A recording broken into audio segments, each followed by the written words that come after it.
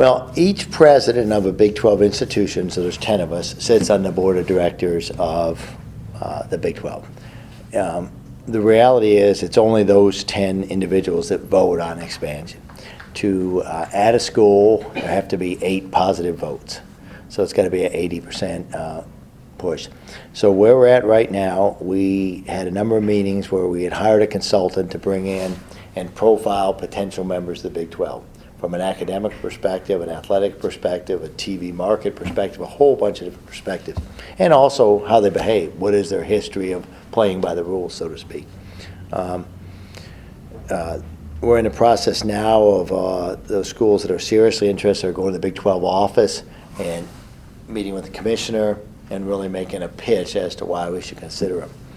So very soon we'll be paring those down to a more manageable number and thinking about, do we definitely want to expand? Are there enough schools there that we'd want to expand to 12, or are there enough there we'd want to expand to 14? So I would say between now and Christmas, most of that should be hammered out. And you know, although I have the vote for Iowa State, I'll assure you I work very closely with Jamie. I've encouraged coaches to come forward to me or Jamie if they have strong feelings about expansion or specific schools. And I work very closely with Tim Day, who's our faculty athletics director, because we want to make sure we have the kind of schools and conference that we're happy with. So it takes a lot of time. I'm spending more time in athletics than I ever have in my career because I'm also on the NCAA Board of Directors as well as the NCAA Board of Governors. So that takes some time. But I think we'll get there, and I think you'll see probably a different Big 12 here in the somewhat near future. That would be my expectation. You know, there's no way I can say for sure. I'm one of 10 votes.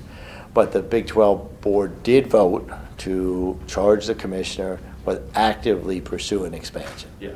So the sentiment of the group was, yes, let's take a serious look and see who's out there who wants to join. And you know, we're spending a lot of time and money to that end, so I suspect that's where we'll end up. Okay. Yeah. I weigh them similarly, and by athletics, I put everything in that bucket, from competitiveness to quality of programs to TV markets, all those things. Then in academics, I put not only what is the academic reputation of the school, are they a similar type of institution, a big research one, but I also look at their integrity and credibility. Are they the kind of institution that played by the rules and that we'd want in our conference? So they're not quite as clear-cut as just academics or athletics. There's these other things that factor into there too. But they come out relatively similar to me in terms of magnitude and scope. It is if we get the right schools. I've been on the Big 12 board for almost 5 years now, and I've said from the beginning, I would always vote for expansion with the right schools. So if the schools are high profile, they're of integrity, they bring in big TV markets, yes, it helps us. To have a championship football game adds money, it adds prestige. You know, we can have one with 10 schools, but it's easier and simpler with 2 divisions and more schools. So I think for the most part, the answer is yes, but I'm not going to vote yes just to add schools. I mean, not all of us are math majors, but you know, if you take the same amount of money and divide it by 10 or divide it by 12, you know, we're better off to divide it by 10. The only reason to, you know, divide it by 12 is if it's a bigger pool of money. So these schools I would say, I don't think I'm different from the other presidents, and I'll say that I'm getting considerable input on both sides of that issue.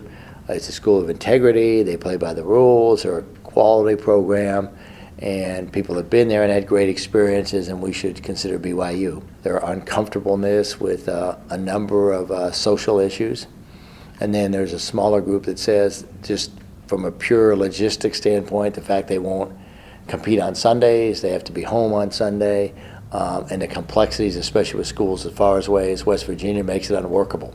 So I'm probably getting more input on BYU from individuals than I am getting more input from individuals on BYU than any other school.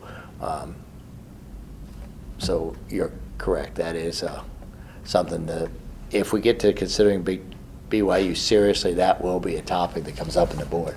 Sure, and you're taking all these considerations in, and you know, you're just kind of weighing it yourself, I guess. So, well, not completely. On BYU, for example, I've taken much of the document. You know, you can't assume that everything you get in email is accurate. Now, some of it is, But for example, on many of the issues that are related to these issues on diversity, inclusiveness, social issues, I've consolidated all them and given them to Reg and said, Reg, look up the honor code, see if these things are accurate. I want a fair interpretation of these. And so he's working on that for me right now. Sure. Because you want to give everyone a truly fair shake at this.